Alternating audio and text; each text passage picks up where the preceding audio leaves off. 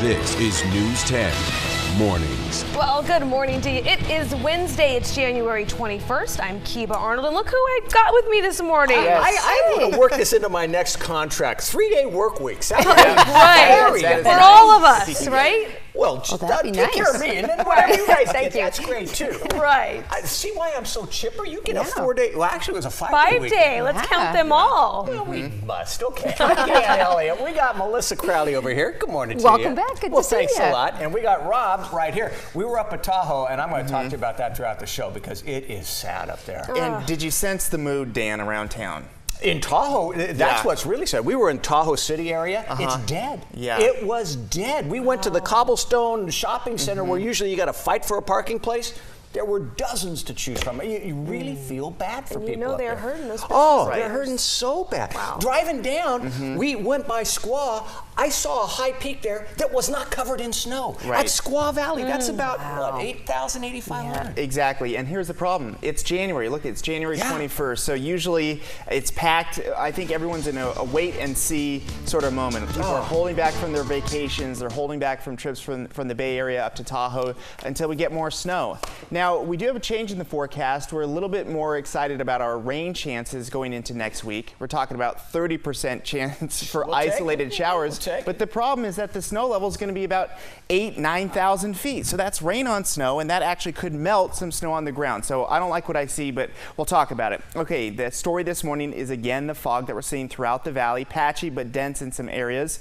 Some places are better than others. You get south of Sacramento, some dense pockets. I hit a very dense pocket between the pocket area in downtown Sacramento, and then right in downtown, it's not that bad. So just expect moments where you're going to have very low visibility, and then moments where it's going to clear up. So as you can see, Sacramento's okay from that camera viewpoint. Stockton's okay from that camera viewpoint. 40s and 30s with 20s up high.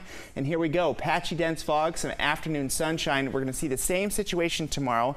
Temps getting very close to 70 degrees all the way through the weekend. And we'll talk about that chance of some showers going into next week. It's not much, but it's something in the 10-day planner. Melissa.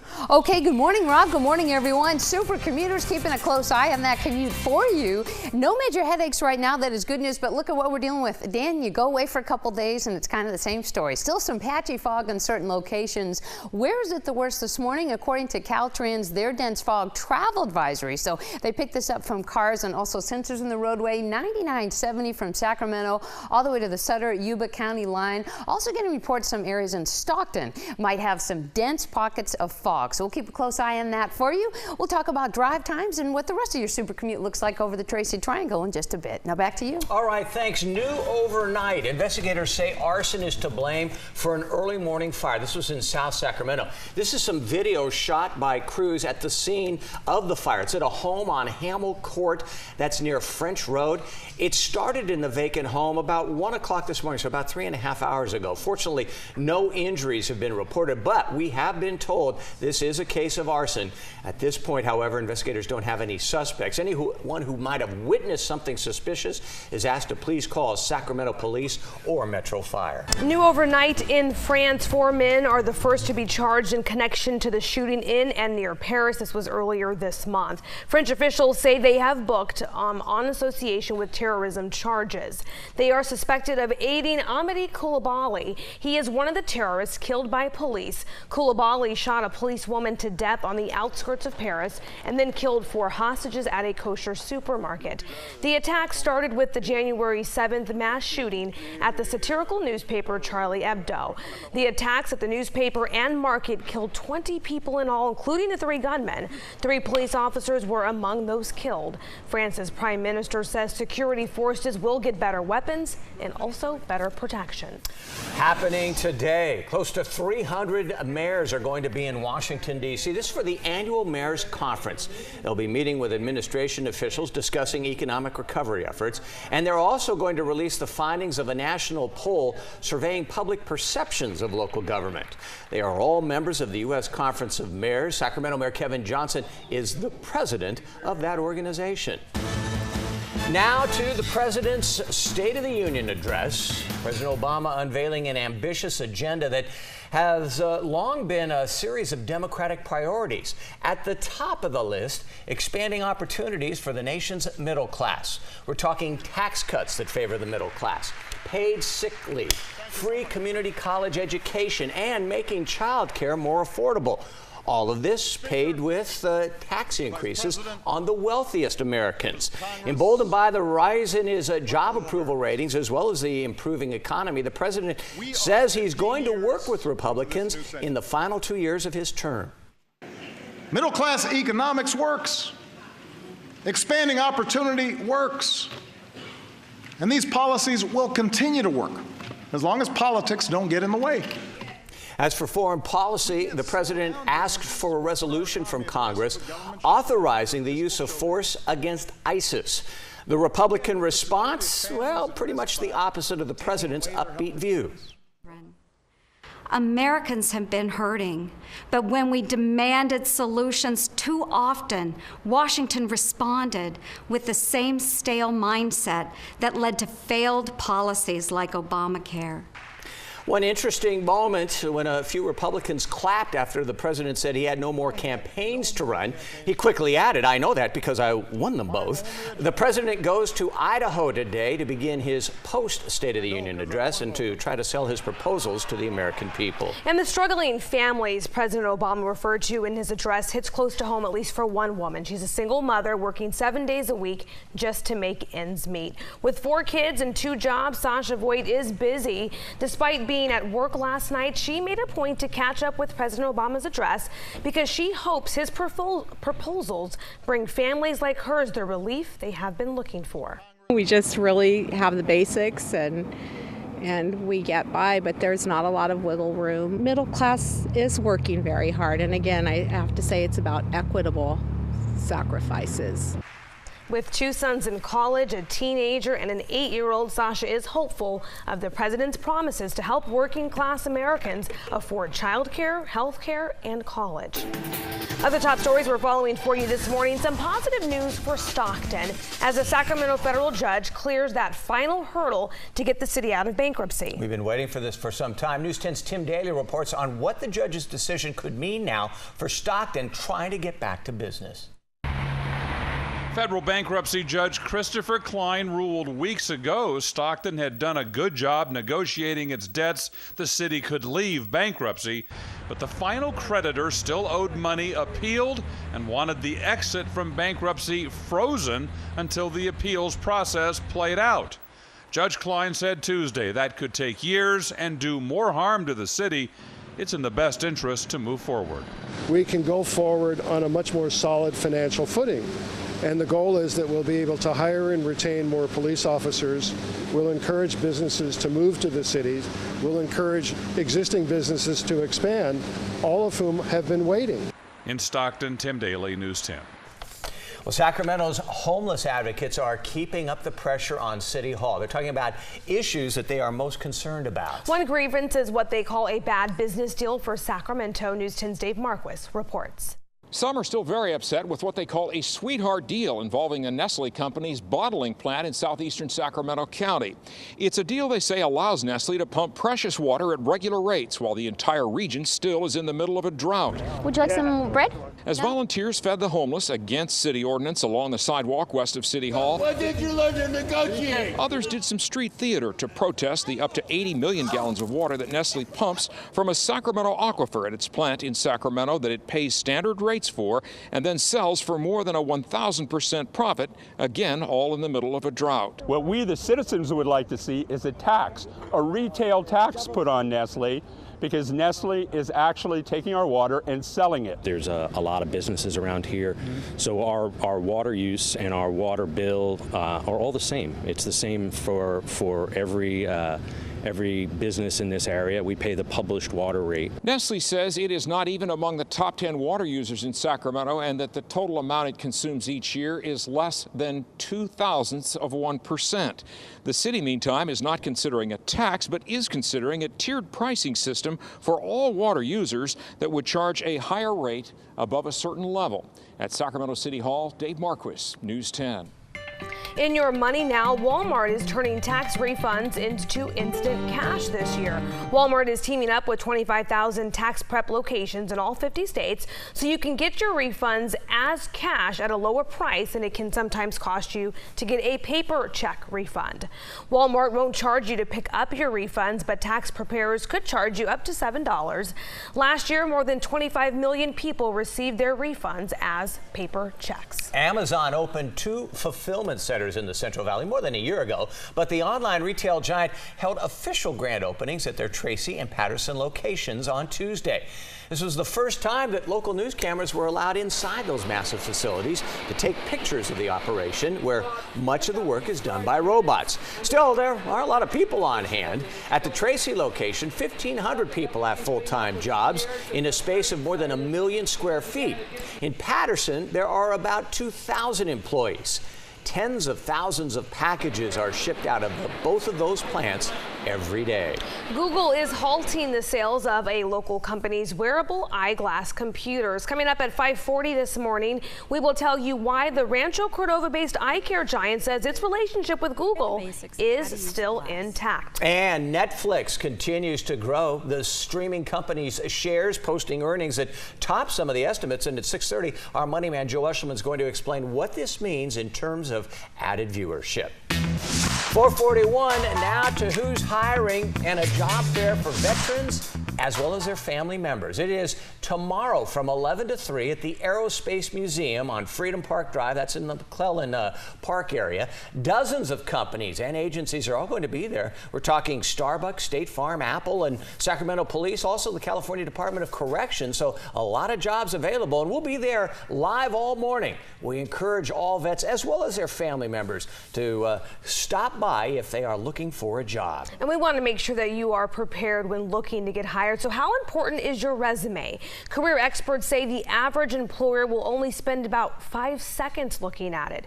News 10's Haley Gunther talked with a career coach about some ways to put your resume immediately in the yes stack. Well, we are talking resumes all morning long. We know you're busy, so if you are looking for a little resume advice, listen up. We'll be able to help you with 4 key things that you can do right now to improve that resume dramatically. We are joined by Melissa Washington. She is a career expert. Melissa, take me through number 1, spell check. Do people really not do that? Some don't. I mean, you'd be surprised. So even just, basic spell check on Word, but sometimes words can be spelled correctly. They may not be the right meaning that you want them in your resume. So spell check and grammar check are 2 key things on that. And making sure you have good contact information, a professional email address, good phone number. Absolutely, and having the phone number. So I recommend if it's your cell phone, have it be your cell phone, not have it be your home number, and that professional email address. And keywords, what kind of keywords are we looking for? So the keywords are specific to the job description. So you want to make sure whatever the keywords that are in the job description are also listed on your resume. So you can have multiple versions of your resume depending upon the job you're applying for. And finally, proofread. Make sure to do that, right? Absolutely. So you proofread it and maybe give it to 1 or 2 other people, because after you look at something so long, it looks great, but have somebody else take a look at it as well. We'll continue to bring you tips and good ideas to help you get that job. Back to you. All right, well, career experts also say you should never apply for a job blindly. What does that mean? Well, do your research first. And stay right here with News 10 Mornings. We're going to have more advice on how you can get noticed coming up in our 5 and 6 o'clock hours. 4:43 is the time right now, and coming up on News 10 Mornings at 4:30, a terminally ill woman gained notoriety after moving to Oregon to end her life last November. What her husband and other advocates now are doing to bring a Death with Dignity Act law to California. We'll be right back. Around the state now, workers at 2 Sacramento labs are now scrambling to complete tests to determine just what has contaminated hundreds of seabirds. At least 100 birds died and hundreds more were found covered with some sort of mysterious gooey substance. That's how it's being described. Most turned up along the shorelines in Hayward, San Leandro, and Alameda. Investigators say they don't know what this is, but they know it's not oil. The birds are dying because they are no longer waterproof and can't warm themselves themselves in the water when this substance gets on them and gets in between their feathers. Oh, that's bizarre. There's a new study out that gives us some insight about denser forests and their impact on fire danger in California. The report found that the drought has made California forests denser and thus more prone to wildfires. Researchers from UC Berkeley, UC Davis, and the U.S. Geological Survey reviewed tree density in California from 2001 to 2010, and they found large tree density fell in the state, but the density of smaller trees increased in just about every region of California. And the drought reduced the water available to those trees, so that makes it easier for fires to start and quickly spread. Researchers say there are other drought-related factors that are killing trees, including moisture stress, insects, and disease. But the bottom line, Rob Carl-Mark, as we said at the top of the show, is we just need to get some more rain up there. It's right. Crazy. You know, nothing's going to get better until we get a big wet pattern change, and I don't see that in the cards. We will talk about rain chances next week. It's not zero. There's something worth looking at down to the south, which is really, really unusual for this time of year, but we'll still talk about it. But I don't see any big changes in the pattern. It looks a little bit better if I look at some really long-term experimental stuff going into February, but for the most part, we're going to have to wait for at least a week or more before we can start to talk about a pattern change. Fog is a story this morning. I just want to update you on something. You could see this sort of stretched out system in the middle of the Pacific. It was looking great yesterday, not so great today, and so there's been a change. Just for those of you that are curious about this, we were going to have the first paddle in Jaws contest on the North Shore of Maui. That is now a no-go. The swell just is not perfect, so they're going to cancel it, and they're going to wait for a much bigger and better swell in the future. I just don't see that in the cards as well. Okay, taking a look at some of our valley spots. We're not seeing patchy, or we're not seeing dense fog everywhere, but we are seeing some patchy dense fog in some spots. Near Auburn is one place that sticks out. Also quarter-mile visibility in some areas, but you could see the nature of it. Very, very patchy.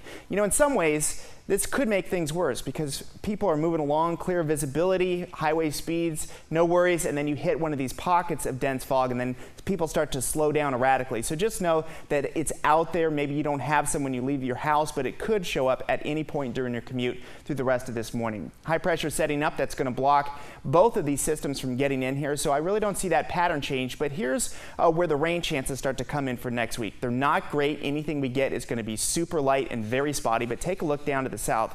If this was in the middle of summer, I would be really excited about this kind of pattern, but this is really unusual to get a decaying semi-tropical system to fall apart, injecting moisture in from the south, draping it over our area. That's really tough to happen, but that's what one computer model likes, and then this one started to come around late in the day yesterday. So this makes it more likely that we're going to see something in the way of clouds, higher humidity, still warm temps, and maybe a few spotty showers, but this is not the pattern that's going to bring us widespread rain or snow. In fact, the snow levels in that time period, because it's going to be so warm coming from the south, we're talking about 9,000 feet. So that means rain on snow for the Tahoe area. That's not good news at all. This maybe, even if we do get rain, is not an ideal situation whatsoever because it's going to be light, and where the rain does fall, it's going to be really warm, not great snow levels whatsoever. Going forward here, we're looking at patchy but dense fog this morning. Still warm temps through the weekend, upper 60s. Once you get north of Sacramento, still looking at low 70s. And there's that one time frame where both the models agree we have at least a chance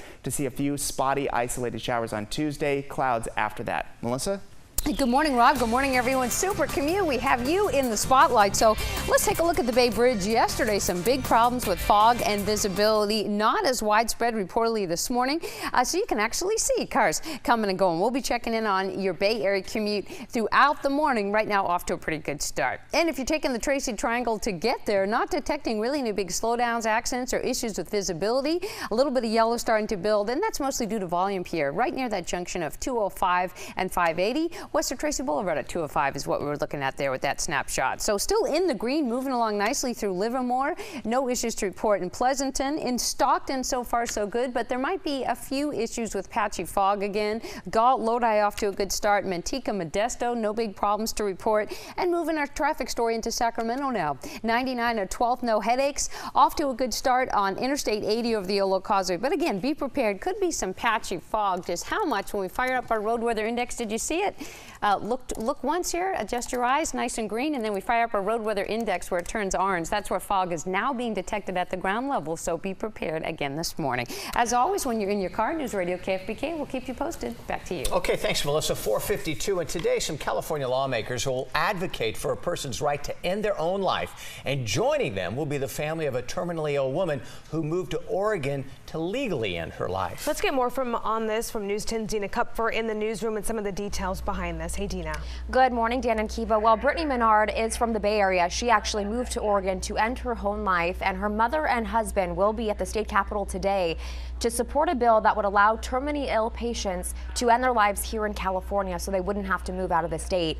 29-year-old Brittany Menard, who had terminal brain cancer, ended her life in November of last year. And now advocates are ramping up their efforts across the country in support of the Death with Dignity Act. Currently, there's only 3 states that allow terminally ill patients to take their own lives: Oregon, Washington, and Vermont. California lawmakers are once again pursuing the right to die legislation nearly a decade after similar legislation failed in our state. The proposal would allow doctors to prescribe life-ending medications to patients who are terminally ill. Opponents of the Death with Dignity Act say that some patients may feel pressured to end their lives if doctors are allowed to prescribe fatal medication. And coming up at 5 o'clock this morning, we are also going to hear from Menard's husband as he continues to push for the fight to the right to die legislation right here in California. Dan and Kiva, this is a topic that certainly generated a lot of discussion in the last couple of months as we learned about Brittany's choice to end her own life, and I'm sure we're going to continue to hear a lot more about this later today as well at the Capitol. Oh, absolutely. All right, Dina, thank you. 4:53, looking ahead, tomorrow the public's invited to attend a forum in Sacramento. This is on police-community relations. It's going to start at 5:30. It'll be at God's Throne Baptist Church. That's at 405 East Lindsay Street. Among those scheduled to speak, Stockton Police Chief Eric Jones and NAACP President Bobby Bivens. Right, 4:53 is your time. Coming up after the break, if you're not afraid of insects, this might be the job for you. We will tell you who's hiring after the break. You're afraid of them, aren't you? Oh, yeah, not for me. 4:56, welcome back to News 10 Mornings. What do you say we check it with Jeff Marr? Let's do it. Let's see what he's working on for News 10 Mornings later today. Good morning, Jeff. Hey, Dan. Well, you're going to like this topic. We're talking about tax returns. And if you're getting a return, how are you going to get it? Are you getting it by cash, check, direct deposit? Well, what if you could walk into a Walmart store and get your refund cashed for free? It's a new program that they're offering. What's behind it, and is there a catch? That's coming up in the 5 o'clock hour. You read our mind. We always wonder, what's the catch? Thanks, Jeff. Okay, let's talk who's hiring now in jobs. Terminex is looking to hire a technician at their West Sacramento location. A high school diploma or GED equivalent is required. 1 to 3 months experience and or training is also required. All you have to do to apply is visit jobs.terminex.com. Any bugs plaguing the morning commute? Hey, fingers crossed. Not too shabby. Look at this, though, a little bit of yellow. If you wonder who's up at the crack of dawn, a lot of people, including the Tracy Triangle commute. We see a lot more brake lights start to build earlier before 5 a.m. typically on Wednesdays midway through the weekend. This morning's no exception. We're not done. Okay. We got 2 hours to go, as a matter of fact. We do. Let's keep it right here. We'll have more. News 10 at 5 comes up in just a couple of minutes.